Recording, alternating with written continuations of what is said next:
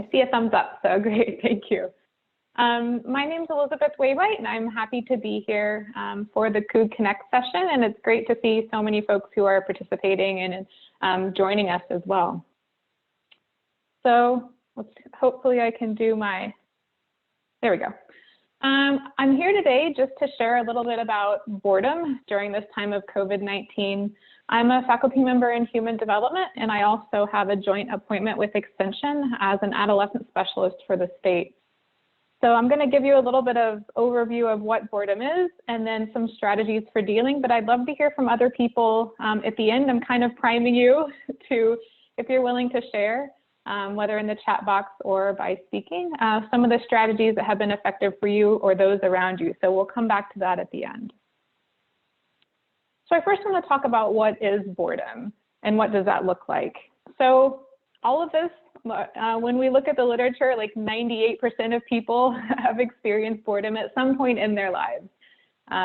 It's typically a momentary feeling of wanting to, but really being unable to engage in a meaningful or satisfying activity.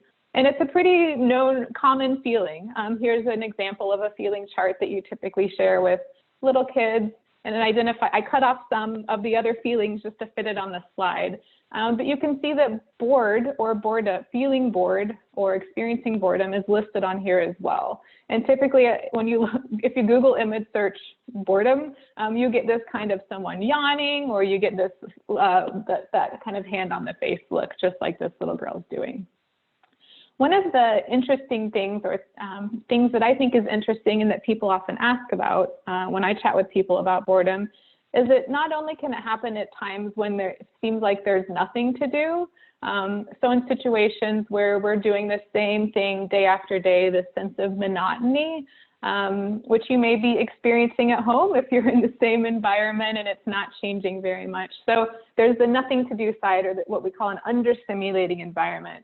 But we can actually also experience boredom when an environment is overstimulating or there's too much going on.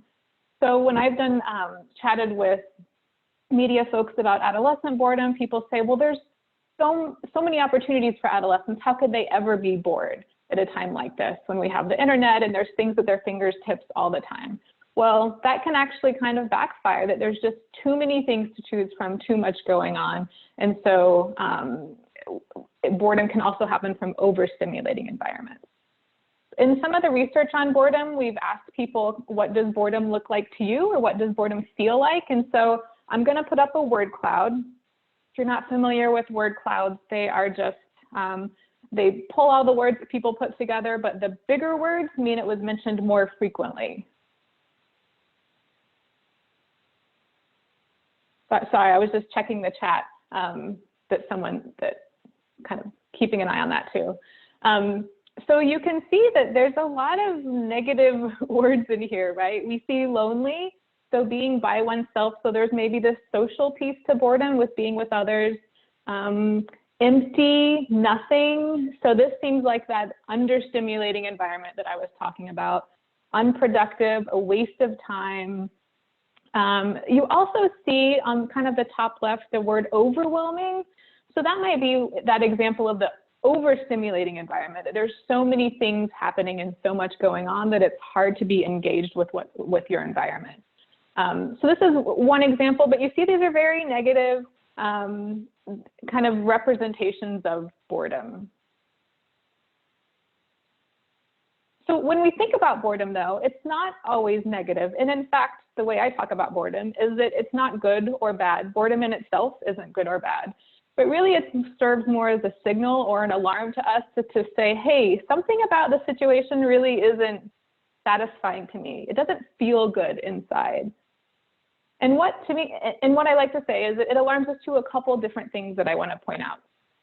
It alarms us to the sense of needing of what's going on. So how purposeful do I feel this activity is? The other piece that alarms us too is how challenging the activity is. And these two things sometimes go together. If you're asked to, for example, do something that's very repetitive, isn't meaningful to you, or you're not interested in, then sometimes those types of things can result in boredom. Once we have the challenge is just right for us, that helps us to stay engaged.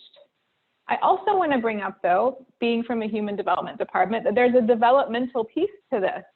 And so what I'm trying to highlight with this figure is during adolescence, especially early adolescence, so kind of the 10 to 14-ish range, we find that adolescents have a harder time dealing with boredom, and they report experiencing boredom more frequently than at other times in their life. And part of that, I'm not going to get into that too much today, but if you have an adolescent or you work with adolescents, you may have seen this firsthand. Part of that is that as their cognitive abilities are increasing, sometimes they just have a harder time identifying how they feel and understanding they can use that to restructure their time into something more meaningful for them. I recently contributed to a WSU Insider piece that if you are dealing right now with parenting an adolescent, you might want to check out. It may be helpful to you. So we know that this is I don't want people to get too overwhelmed with this graph. I'm going to walk you through it. But we know that during this time of COVID-19 that we're seeing changes in boredom. So what I've been doing since early March, I started collecting this information in March, is we're looking at how frequently, and this is from Twitter, how frequently there are tweets that mention the hashtag of COVID-19 and the word bored. So I've done some cleaning to this, but I've been checking it basically on a weekly basis pretty regularly. And what we see is that, as you would expect, there has been an increase in mentions of being bored or boredom over time. And I've highlighted a couple things on this timeline. One is that when the World Health Organization declared a pandemic, which was on the 11th. One of the things notable for us in the state of Washington, on the 14th, the governor closed down the schools, and we had a number of restrictions in place starting then, or that announcement came out on the 14th.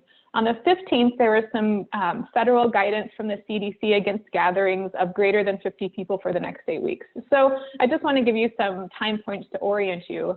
And the W's mean Wednesday, just to give you some reference for day of the week. But you can see that boredom kind of started to increase over time, starting from really no mentions on the 6th, 7th, 8th of March. And then it starts to kind of ramp up all the way through the 18th or 19th. So we know that boredom is being mentioned more frequently and likely then being experienced more frequently. What I think is interesting in this, and again, it's just tweets, so we're not getting a full representation, is that we see kind of a peak midweek. So there's something about midweek that maybe the meaningfulness of what we're doing in the middle of the week, or our ability to be attentive or engaged in what we're doing, is starting to wane in the middle of the week. And then you see a decrease on the weekends, right? People maybe have a little more free time. They get to choose what they want to do and engaging something and more meaningful on the weekends. We also had a holiday in there toward the end of this. That may be factoring in. But we do see this kind of midweek bump in reports of being bored, and we see an overall increase in the number of mentions of people being bored. So we know that there's an impact of COVID-19 on reports of boredom. So the next thing, the big question is, how can we deal with feelings of boredom? And this is where, if you have suggestions, start kind of thinking of those. The first, since we know boredom is related to experiences of not having meaning, finding ways to find meaning in what we're doing. So sometimes we can reframe to remind ourselves, for example, that what we're doing is important. Maybe I'm bored, I'm frustrated that I'm in the same situation, I'm in the same house, I'm in the same place over and over and over again every day, day in and day out. But maybe there are ways I can remind myself that this is important. What I'm doing is important. The fact that we're staying home is important, and I'm contributing to the greater good. So kind of reframing that situation and finding meaning in what you're currently doing. The other piece is finding routine, and if you have children, you may find this, that you're doing this more frequently, but even if you don't, finding a routine for yourself. So what are there pieces of the day that you used to do in a normal workday that you can still keep with you? There's been a number of people talking online about this, getting up, getting dressed like you're going to work, still working at a certain time frame and then stopping at the end of the day. This is one example of that we're actually doing in my house, which is trying to organize our day in some way I have 2 small children, for what that looks like. So we need to do different sections, and these are obviously color-coded and to provide some structure to my children's day. The other piece is, in this, not only are we going to take some routines that we formerly had, but we're going to find new routines. And that's a big piece of this rainbow list, is how do we find a new routine given our current situation? There's going to be some comfort in having some sort of daily schedule. I want to mention before you look at this image that the Onion is a satirical news source, but I thought this headline really related to finding challenge. And so it mentions that people are really, the joke is that people are starting to steal from puzzle stores. But people are looking for something to engage them in something challenging in this time. The piece about challenge is that we know our attention and energy may change across the day. Some people have more energy to engage in work in the morning and less in the afternoon.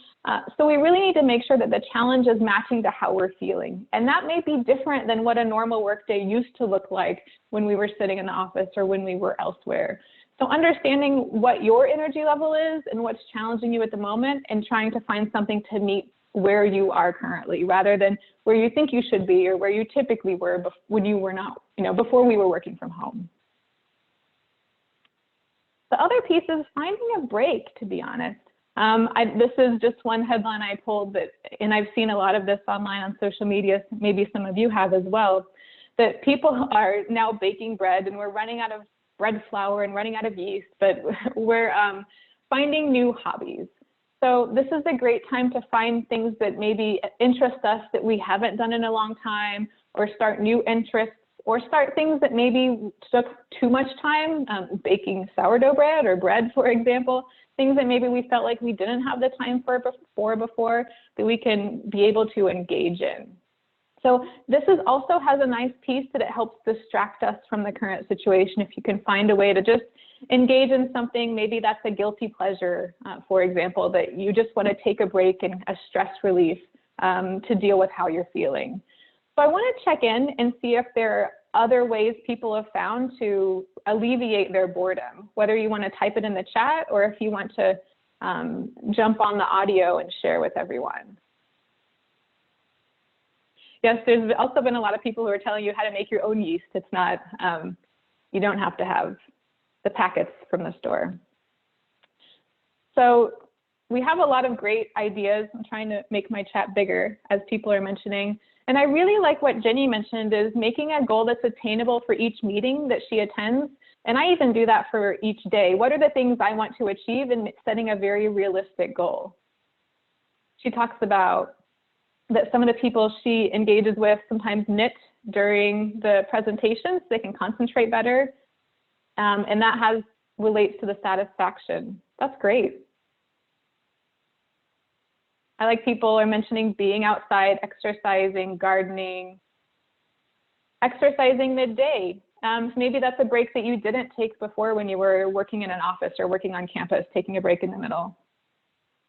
So it looks like, spring cleaning. I appreciate that someone mentioned that the other thing that we're doing is, when we're thinking of matching our challenge, is sometimes when we just don't have a lot of energy or just aren't feeling kind of mentally sharp to maybe engage with work, finding other low energy activities. And I've seen a lot of people mentioning this, low energy activities that sometimes we put off or procrastinate on, things like spring cleaning, that maybe are a good way to just do things that don't require as much mental effort, but we still are, doing something that we know is productive or that we've been meaning to do. Taking a walk and calling a friend, so we're still engaging socially, whether that's through Zoom or by the phone. And then getting up and walking around and taking a break. So I totally agree. These are some great strategies, it sounds like we have in the chat box for people to, alleviate their boredom or find new meaning and interest in their day. Was there anybody that wanted to jump on via voice?